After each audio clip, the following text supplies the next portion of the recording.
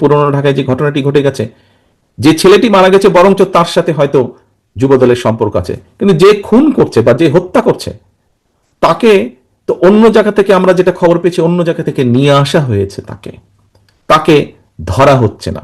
ধরা হলো, অন্যদেরকে অ্যারেস্ট করা হলো, তাকে ধরা হচ্ছে না।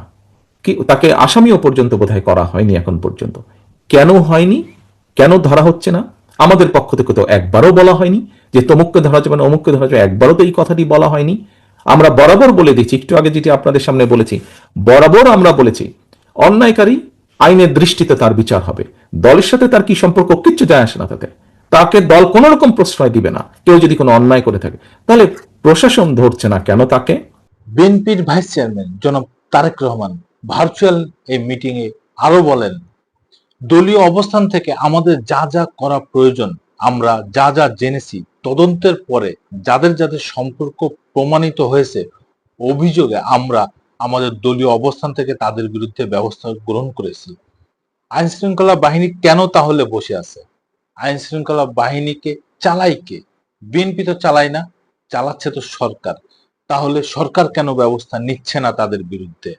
সেটি দলেরই হোক বা সেটি অন্য কোনো লোকই হোক না কেন, ব্যবস্থা নিচ্ছে না তো? প্রিয় নেতাকর্মীবৃন্দ, দেখুন, একটু আগে আপনাদের সামনে আমি তুলে ধরেছি বিএনপির প্রত্যেকটি, আমাদের যারা শহীদ হয়েছে সহকর্মীরা, তারা দেশকে যেমন দেখতে চেয়েছে তার উপরে ভিত্তি করে আমরা প্রত্যেকটি বিষয়ে পরিকল্পনা গ্রহণ করেছি। কিন্তু একটি শব্দ প্রায় বক্তব্যে উঠে আসে, ষড়যন্ত্র। যা আগে আমি বলেছিলাম 8 মাস 7 মাস আগে, এখনো বলছি। শুধু আমি একা বলছি না, যারা বিবেকবান সচেতন মানুষ, দেশপ্রেমিক, প্রত্যেকটি মানুষই বলছে এই কথা। নতুন করে ষড়যন্ত্র আবার শুরু হয়েছে। একটু আগেই আমি বলেছি বিএনপি তার অভিজ্ঞতার আলোকে বলেছে সংস্কার কোনটি উচিত হবে, কোনটি উচিত হবে না। বাকি মতামত বিএনপির দায়িত্ববোধ থেকেই